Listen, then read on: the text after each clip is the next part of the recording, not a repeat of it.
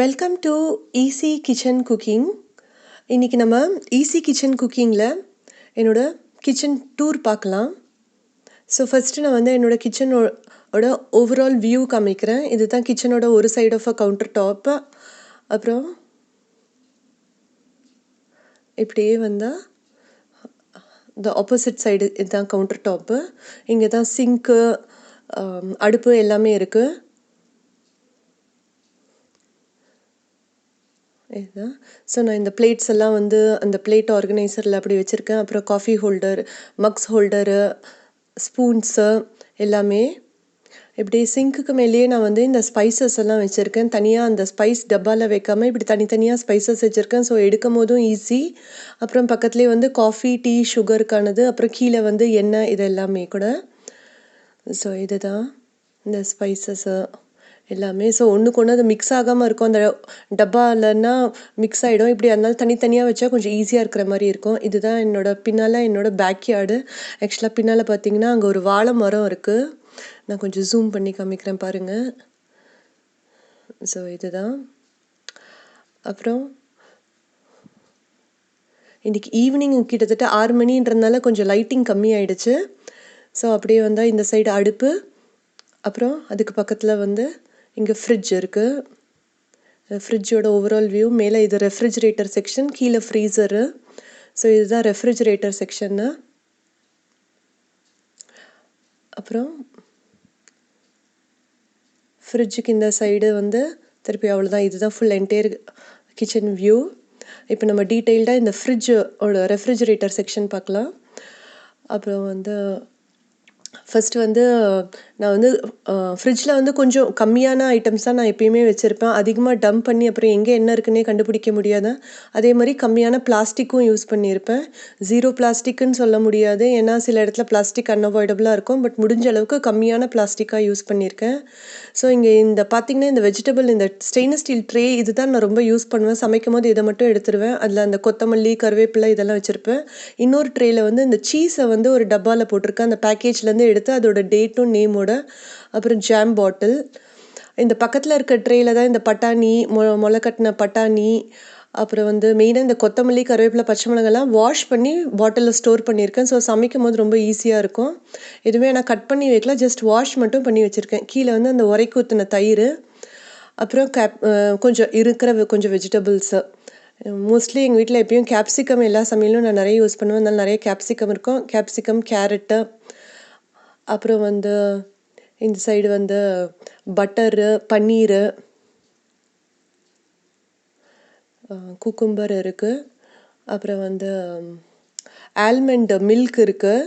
So in case vegan diet follow பண்ணுற மாதிரி எப்பயாவது அப்போனா ஆல்மண்ட் மில்க் இருக்குது.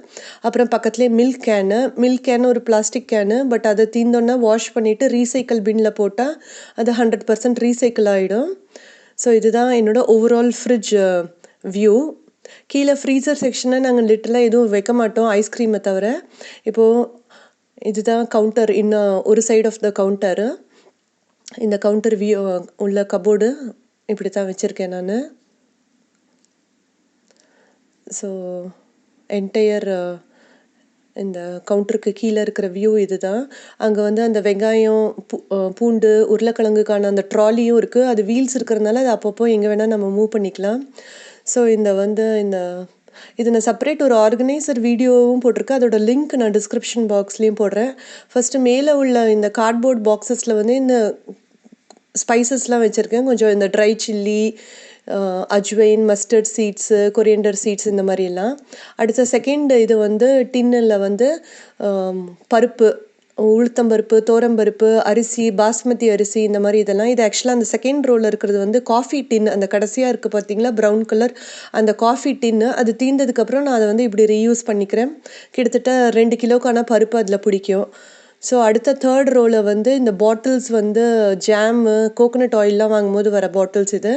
இதில் அதிகமாக அடிக்கடி யூஸ் பண்ணுற ஸ்பைசஸ், இந்த பொட்டுக்கடலை, தாளிக்க யூஸ் பண்ணுற கடலைப்பருப்பு, இந்த மாதிரி ஐட்டம்ஸ்லாம் இதில் வச்சுருக்கேன்.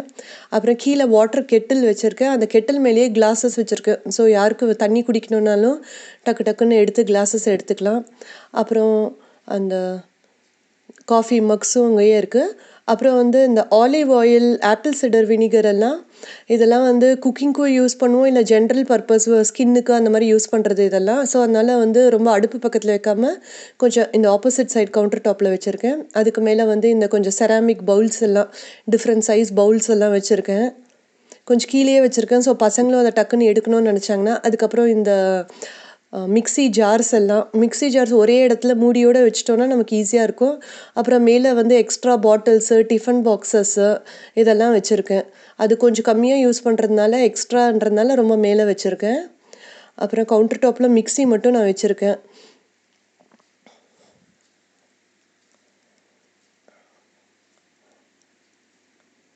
அப்புறம் இது கீழே உள்ள கபோர்ட் ஸ்பேஸு. இதில் வந்து இந்த லிட்டு, சப்பாத்தி கட்டை, அப்புறம் சாப்பிங் போர்ட்ஸ், இதெல்லாம் வெயிங் ஸ்கேலு, அந்த நம்மளோட குக்கிங் இன்க்ரீடியன்ஸ் எல்லாம் மெஷர் பண்ணுற அந்த வெயிங் ஸ்கேலு, அதை தனியாக நான் இங்கே கிச்சனில் வச்சுருக்கேன். அப்புறம் வந்து ப்ரெஷர் குக்கர், ஹாட் பேக்கு, ஒரு பெரிய கேஸ்ட் அயர்ன் பேன், அதெல்லாம் இங்கே வச்சுருக்கேன். கீழே இருக்கிற ரோவில் வந்து அரிசி வாங்குறதெல்லாம்.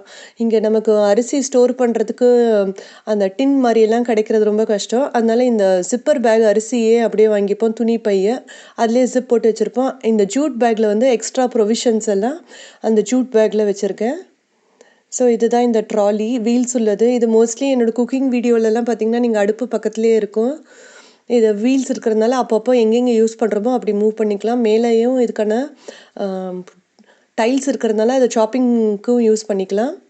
இதோட இதுவும் நான் லிங்க் டிஸ்கிரிப்ஷன் பாக்ஸில் நான் இதுக்கான லிங்க் நான் போஸ்ட் பண்ணுறேன்.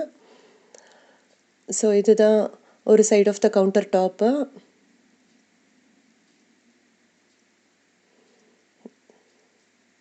ஸோ இதுதான் என்னோட கிச்சன் டூர். தேங்க்ஸ் ஃபார் வாட்சிங் ஈஸி கிச்சன் குக்கிங்.